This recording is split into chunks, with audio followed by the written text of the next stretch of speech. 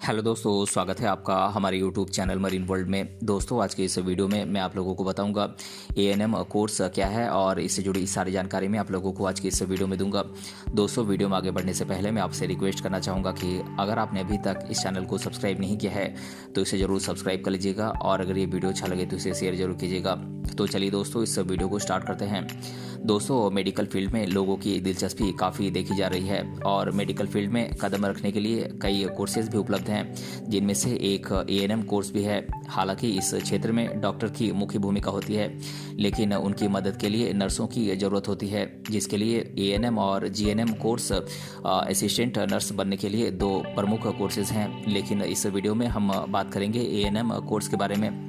दोस्तों, अगर आप भी इस फील्ड में जाने की सोच रहे हैं और इसके लिए एएनएम कोर्स करने का पक्का इरादा बना लिया है, तो इस वीडियो को में हम आपको बताएंगे कि एएनएम कोर्स क्या है, एएनएम कोर्स करने के लिए क्या करें, इसके लिए क्या क्या योग्यताएं हैं, साथ ही साथ इस कोर्स की फ़ीस कितनी है, इसका सिलेबस क्या है, इस कोर्स को करने के लिए देश भर में कॉलेजेस कौन कौन से हैं, इस कोर्स को करने के बाद आप किन किन क्षेत्रों में जॉब पा सकते हैं और इस कोर्स को करने के बाद आपकी सैलरी कितनी होगी, इससे जुड़ी तमाम जानकारी मैं आप लोगों को आज के इस वीडियो में दूंगा। इसीलिए इस वीडियो को अंत तक जरूर देखिएगा। दोस्तों, एएनएम का full form auxiliary nurse midwifery होता है, जिसे हिंदी में सहायक नर्स मिडवाइफरी कहा जाता है। ये एएनएम कोर्स मेडिकल से रिलेटेड एक डिप्लोमा कोर्स है जो 2 साल की ड्यूरेशन का होता है और ये कोर्स सिर्फ फीमेल कैंडिडेट्स के लिए ही होता है, जिसे 12वीं कक्षा के बाद किया जा सकता है।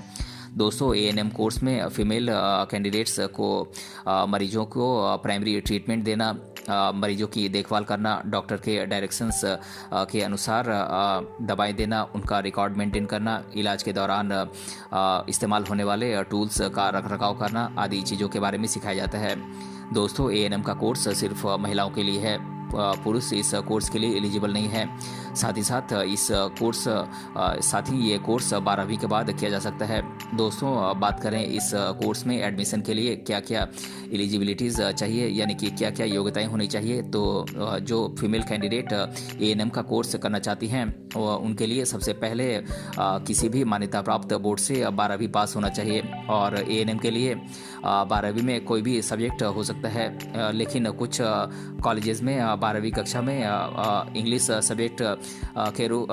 सब्जेक्ट कंपलसरी होना चाहिए। और दोस्तों, इस कोर्स में एडमिशन लेने के लिए आपकी मिनिमम एज 17 साल होनी चाहिए। दोस्तों, एएनएम कोर्स में एडमिशन आप एंट्रेंस एग्ज़ाम के माध्यम से या फिर आप 12वीं कक्षा में प्राप्त मार्क्स के मेरिट लिस्ट के आधार पर आप एडमिशन ले सकते हैं। दोस्तों, बात करें एएनएम कोर्स के लिए एंट्रेंस एग्जामिनेशंस की, तो मैं इन एंट्रेंस एग्जामिनेशंस के नाम आप लोगों को बता देता हूं। दोस्तों, ये एंट्रेंस एग्ज़ाम्स हैं JIPMER nursing entrance examination, PGI MER nursing entrance examinations, AIIMS nursing entrance examination, BHU nursing entrance exam, Indian army nursing and GNM entrance examination. दोस्तों, ये कुछ टॉप एंट्रेंस एग्जामिनेशंस हैं जहां से जिन्हें क्वालिफाई करके आप किसी अच्छे कॉलेज से आप एएनएम कोर्स कर सकते हैं। दोस्तों, इंटरेस्टेड कैंडिडेट जो एएनएम कोर्स में एडमिशन लेना चाहते हैं वो 2 तरीके से इसमें एडमिशन ले सकते हैं। पहला है, आप कॉलेज के द्वारा आयोजित एंट्रेंस एग्ज़ाम के माध्यम से आप इसमें एडमिशन ले सकते हैं और दूसरा है, आप 12वीं कक्षा में प्राप्त मार्क्स के आधार पर आप कॉलेज की मेरिट लिस्ट के अनुसार आप इसमें एडमिशन ले सकते हैं। दोस्तों, यदि आप एंट्रेंस एग्ज़ाम के माध्यम से एडमिशन लेना चाहते हैं तो आपको अपने चुने हुए कॉलेज के द्वारा आयोजित एंट्रेंस एग्ज़ाम को आपको पास करना होगा। दोस्तों, एंट्रेंस एग्ज़ाम में प्राप्त मार्क्स के आधार पर एक मेरिट लिस्ट जारी की जाती है। जिस स्टूडेंट का नाम उस मेरिट लिस्ट में होता है उसे इसमें एडमिशन दिया जाता है। दोस्तों, इसके अलावा अगर आप 12वीं की मेरिट लिस्ट के आधार पर एडमिशन लेना चाहते हैं तो आपको 12वीं कक्षा में कम से कम 60% मार्क्स लाने होंगे, क्योंकि कुछ कॉलेजेस 12वीं के मार्क्स के आधार पर मेरिट लिस्ट जारी करते हैं। इसलिए कोशिश करें कि 12वीं कक्षा में अधिक से अधिक मार्क्स आप लाएं। आप एएनएम कोर्स में एडमिशन के लिए ऑनलाइन या फिर ऑफलाइन दोनों तरीके से आप एप्लीकेशन भर सकते हैं। दोस्तों, एएनएम कोर्स की फ़ीस की बात करें तो ये सरकारी कॉलेजेस और प्राइवेट कॉलेजेस में अलग अलग होता है। हालांकि रिजर्व्ड कैटेगरी की स्टूडेंट्स को सरकारी कॉलेजेस में फ़ीस नहीं देनी होती है, जबकि जनरल कैटेगरी के स्टूडेंट्स को बहुत कम फीस देनी होती है, जो कि 7,000 से लेकर 15,000 रुपये तक हो सकती है।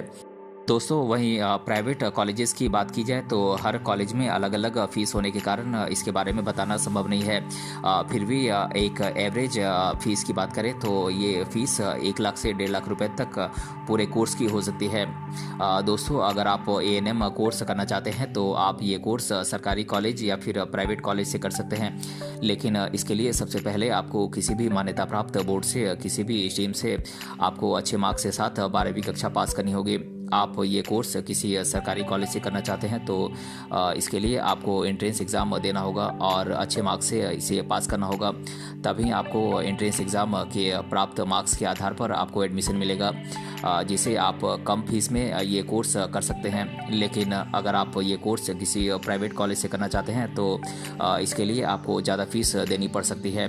प्राइवेट कॉलेजेस में एडमिशन पाने के लिए कुछ कॉलेजेस अपने लेवल पर एंट्रेंस एग्ज़ाम आयोजित करते हैं जिसे आपको पास करना होता है, या फिर कुछ प्राइवेट कॉलेजेस 12वीं कक्षा के प्राप्त मार्क्स के आधार पर एडमिशन देते हैं।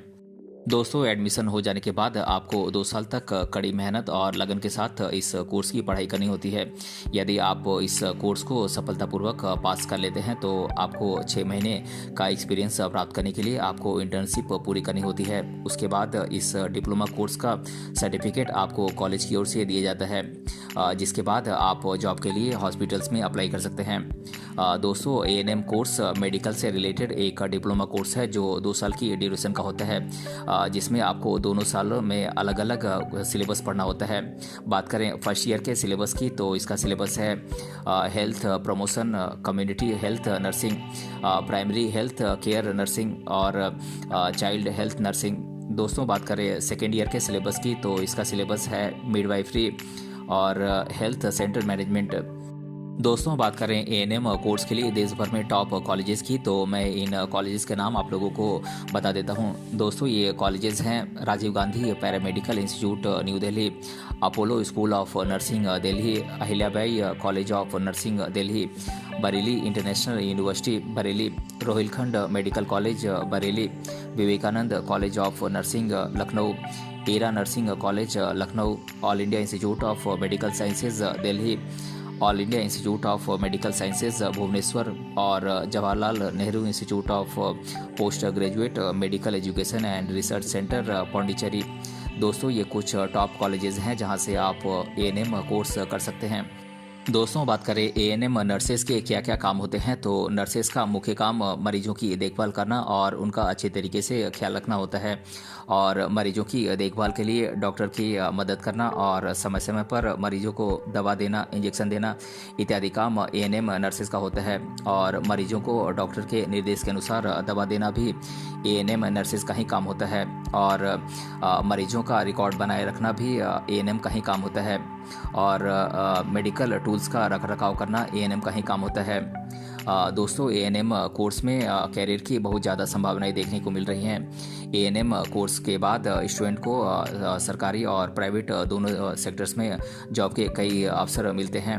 प्राइवेट सेक्टर में student nursing homes, clinics, hospitals, trauma centres, educational institutions आदि में जॉब कर सकते हैं, क्योंकि इन दिनों प्राइवेट सेक्टर में नर्सेज की मांग बहुत ज़्यादा बढ़ रही है और बढ़ती जनसंख्या के कारण दिन ब दिन बीमारियां भी बढ़ती ही जा रही हैं, जिससे दिनों दिन हॉस्पिटल्स की संख्या बढ़ती जा रही है, और हॉस्पिटल्स की बढ़ती संख्या के कारण नर्सिंग के क्षेत्र में कैरियर की काफ़ी संभावनाएं बढ़ रही हैं। दोस्तों बात करें एएनएम कोर्स करने के बाद आप किन किन क्षेत्रों में जॉब पा सकते हैं तो आप एएनएम कोर्स करने के बाद नर्सिंग होम्स में जॉब पा सकते हैं, आप क्लिनिक्स में जॉब पा सकते हैं, आप हॉस्पिटल्स में जॉब पा सकते हैं, आप मेडिकल कॉलेजेस में जॉब पा सकते हैं, आप ट्रॉमा सेंटर्स में जॉब पा सकते हैं, आप हेल्थ केयर सेंटर्स, एनजीओज और ओल्ड एज होम्स इत्यादि में जॉब पा सकते हैं, आप रूरल हेल्थ सेंटर्स में जॉब पा सकते हैं, आप एनजीओज में जॉब पा सकते हैं, आप एजुकेशनल इंस्टीट्यूट्स में जॉब पा सकते हैं। और दोस्तों बात करें एएनएम कोर्स करने के बाद कौन कौन सी टॉप कंपनीज़ हैं जो कि आपको हायर करती हैं तो मैं इन कंपनीज़ के नाम आप लोगों को बता देता हूं। दोस्तों ये कंपनीज़ हैं Indian red cross society, state nursing council, metro hospital, Indian nursing council, Kailash hospital, Fortis hospital, AIIMS hospital, max hospitals इत्यादि कुछ टॉप कंपनीज हैं जो कि आपको एएनएम कोर्स करने के बाद हायर करती हैं। दोस्तों, अगर आप नर्सिंग में एएनएम कोर्स करने के बाद जॉब नहीं करना चाहते हैं तो आप आगे की पढ़ाई भी जारी रख सकते हैं। इसके लिए भारत में कई अलग अलग तरह के कोर्सेज उपलब्ध हैं। ये मैं कुछ कोर्सेज के नाम आप लोगों को बता देता हूँ। ये कोर्सेज हैं, आप एएनएम कोर्स करने के बाद बीएससी नर्सिंग कर सकते हैं, या फिर आप बीएससी ऑनर्स इन नर्सिंग कर सकते हैं, या फिर आप पोस्ट बेसिक बीएससी नर्सिंग कर सकते हैं। दोस्तों, ये कुछ बैचलर डिग्री कोर्सेज हैं जिन्हें आप एएनएम और जीएनएम कोर्स करने के बाद कर सकते हैं। इसके अलावा और भी कई कोर्सेज हैं जो इन कोर्सेज के बाद हायर स्टडीज़ के रूप में किए जा सकते हैं। दोस्तों, एएनएम कोर्स करने के बाद सैलरी की बात करें तो ये आपके जॉब एरिया और एक्सपीरियंस पर निर्भर करता है। फिर भी एएनएम नर्सिंग का कोर्स करने के बाद एवरेज सैलरी की बात करें तो ये 10,000 से 20,000 रुपये मंथली स्टार्टिंग सैलरी हो सकती है। और जैसे जैसे आपका इस क्षेत्र में एक्सपीरियंस बढ़ता जाएगा वैसे वैसे आपकी सैलरी भी बढ़ती ही जाती है। दोस्तों, अब मैं आप लोगों के साथ एएनएम कोर्स करने से रिलेटेड स्टूडेंट्स के द्वारा अधिकतर बार पूछे जाने वाले प्रश्नों को मैं आप लोगों के साथ एक एक कर डिस्कस कर देता हूं। पहला प्रश्न है, एएनएम और जीएनएम में क्या अंतर है? तो दोस्तों, मैं आप लोगों को बता दूं कि एएनएम का कोर्स 2 साल का होता है और जीएनएम का कोर्स 3 साल का होता है। और एएनएम डिप्लोमा कोर्स का महत्व जीएनएम कोर्स से कम होता है, जिसमें जीएनएम डिप्लोमा धारक की सैलरी एएनएम डिप्लोमा धारक से अधिक होती है। और दूसरा प्रश्न है, एएनएम का फुल फॉर्म क्या होता है? तो दोस्तों, मैं आप लोगों को बता दूं कि एएनएम का full form auxiliary nurse midwifery होता है। और तीसरा प्रश्न है, एएनएम कोर्स की फीस कितनी है? तो दोस्तों, मैं आप लोगों को बता दूं कि सरकारी कॉलेजेस में रिजर्व्ड कैटेगरी के स्टूडेंट्स को फीस नहीं देना होता है, जबकि जनरल कैटेगरी के स्टूडेंट्स को बहुत कम फीस देनी होती है, जो कि 7,000 से लेकर 15,000 रुपये तक होती है। वहीं अगर प्राइवेट कॉलेज की फ़ीस की बात करें तो ये एवरेज 1 लाख से 1,00,000 से 1.5 लाख रुपये तक हो सकती है। और चौथा प्रश्न है, एएनएम कोर्स कितने साल का होता है? तो दोस्तों, मैं आप लोगों को बता दूं कि एएनएम कोर्स मेडिकल से रिलेटेड एक डिप्लोमा कोर्स है जो कि 2 साल की ड्यूरेशन का होता है। और ये कोर्स सिर्फ फीमेल कैंडिडेट्स के लिए होता है, जिसे 12वीं कक्षा के बाद किया जा सकता है। और पांचवा प्रश्न है, एएनएम की सैलरी कितनी होती है? तो दोस्तों, मैं आप लोगों को बता दूं कि एएनएम नर्सिंग का कोर्स करने के बाद सैलरी उनके जॉब एरिया और एक्सपीरियंस पर निर्भर करता है। फिर भी एवरेज सैलरी की बात करें तो ये 10,000 रुपये से लेकर 20,000 रुपये तक मंथली हो सकता है। और जैसे जैसे आपका एक्सपीरियंस इस क्षेत्र में बढ़ता जाता है वैसे वैसे आपकी सैलरी भी बढ़ती जाती है। और छठा प्रश्न है, एएनएम को हिंदी में क्या कहते हैं? तो दोस्तों, मैं आप लोगों को बता दूं कि एएनएम को हिंदी में सहायक नर्स मिडवाइफरी कहते हैं। और सातवां प्रश्न है, जीएनएम और एएनएम क्या है? तो दोस्तों, मैं आप लोगों को बता दूं कि जीएनएम का मतलब जनरल नर्सिंग एंड मिडवाइफरी होता है, जो कि 3 साल की अवधि का कोर्स होता है। वहीं एएनएम का मतलब ऑक्सिलरी नर्सिंग मिडवाइफरी होता है, जो कि 2 साल की ड्यूरेशन का कोर्स होता है। हालांकि एएनएम डिप्लोमा कोर्स का महत्व जीएनएम से कम होता है। तो दोस्तों, आज के इस वीडियो में हमने जाना एएनएम कोर्स क्या है और इसके बारे में मैंने आप लोगों को आज के इस वीडियो में डिटेल से बताया है। अगर ये वीडियो आपको पसंद आया है तो अपने फ्रेंड्स सगे से जरूर शेयर करें और हमें कमेंट बॉक्स में कमेंट करके बताएं कि ये वीडियो आपको कैसा लगा। मिलते हैं अगले वीडियो में किसी अन्य टॉपिक के साथ, तब तक के लिए धन्यवाद।